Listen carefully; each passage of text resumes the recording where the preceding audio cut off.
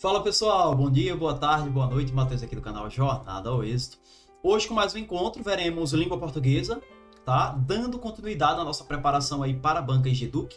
Veremos como que ela cobra, né? Como que ela se comporta, quais as dicas, os insights que a gente pode pegar aí e levarmos para o nosso estudo, ok? Sem mais delongas, como já é característico aqui no canal, vamos lá. A nossa primeira questão, vejam, muito recente, banca EGEDUC, Prefeitura de Garanhuns.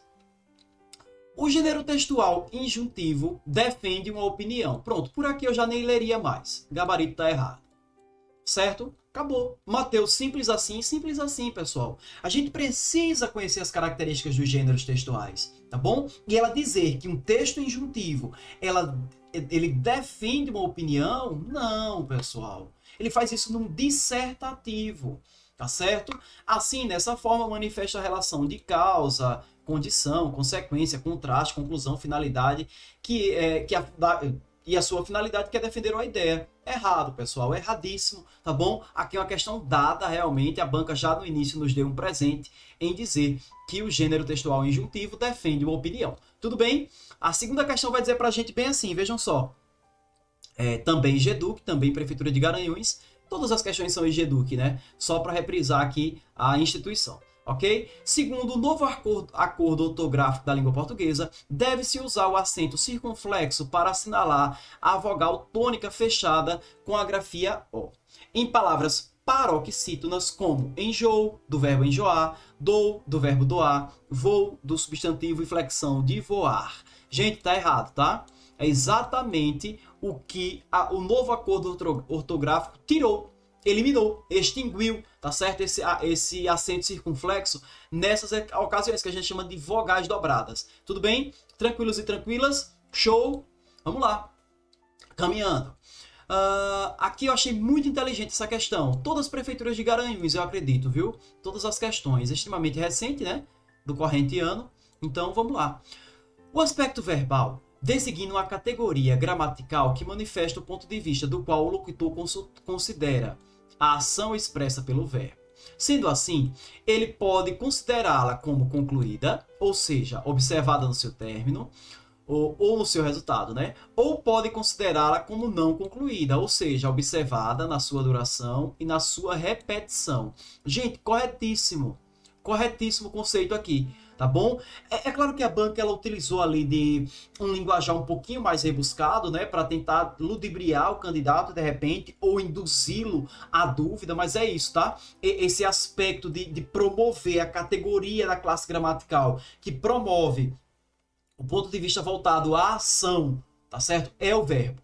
Tá bem? Bem como ele pode sim ser considerado esse aspecto voltado pela questão de uma ação concluída ou não, tá bom? A quarta questão, gente, olha só, ela vai dizer: considerando as regras da língua portuguesa, os pronomes relativos promovem a chamada coesão referencial catafórica, porque retomam termos anteriormente mencionados, tá certo? Anteriormente mencionados, ok? Questão, gabarito pra gente aqui, correto. Exatamente, os pronomes, eles promovem essa ideia, eles utilizam trazer isso dentro de uma aplicação textual, que é exatamente promover essa coesão, evitando a repetição de termos, tornando o texto ali cansativo. Tudo bem? Vamos lá. A última questão de hoje, ela vai dizer bem assim, também Prefeitura de Garanhuns. Ela diz: com relação às funções da linguagem, a metalinguística tem como fator essencial o código, como verbetes dos dicionários, um poema que fala sobre um poeta e poesia ou definições. Aí ele diz: o poema a seguir, de João Cabral de Melo Neto, é um exemplo dessa função. Veja, catar feijão. Catar feijão se limita como escrever. Jogam-se os grãos na água para aguidar e as palavras na folha de papel. E depois joga-se fora o que boia, certo? Toda palavra boiará no papel. Água congelada, por chumbo seu verbo. Pois, para catar esse feijão, soprar nele e jogar fora o leve e oco, palha e oco. Então, é exatamente isso. Gabarita a nossa questão, correto. A função metalinguística é utilizar tá certo? Conceitos para explicar dentro de um mesmo conceito. Não sei se vocês conseguem entender. É utilizar um termo para explicar aquele conceito, tá? É ele explicando ele mesmo, conforme o exemplo catar feijão aqui. Percebem? É exatamente essa função essencial de explicar o fator essencial do código, utilizando verbetes como exemplo, verbetes do dicionário, né? Um poema que explica a situação de um poeta, enfim, ou traz definições. Essas funções de linguagem, elas são concomitantes cobradas e reiteradamente trazidas. Aí ela vai perguntar, dizer que uma função de linguagem é isso, é aquilo outro, e é importantíssimo nós estarmos a par aí, tá bom, gente? Buscarmos sempre nos atualizarmos. Por fim, eu deixo uma reflexão que diz assim para vocês: e eu farei o que vocês pedirem em meu nome, para que o Pai seja glorificado no Filho. O que vocês pedirem em meu nome, eu farei. Peçam com fé, continuem semeando, continuem batalhando, dedicando-se, mas creiam que o Senhor é capaz de realizar todos os desejos do seu coração. De verdade. Acreditem nisso. Comprem essa... Eu sumi aqui, mas voltei, tá? Comprem essa ideia, tá?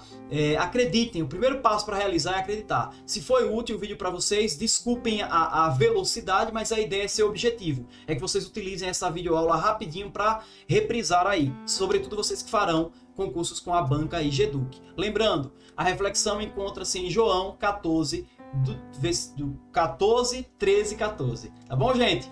Um forte abraço, Deus abençoe o dia, a noite, a madrugada de vocês. Até o próximo vídeo.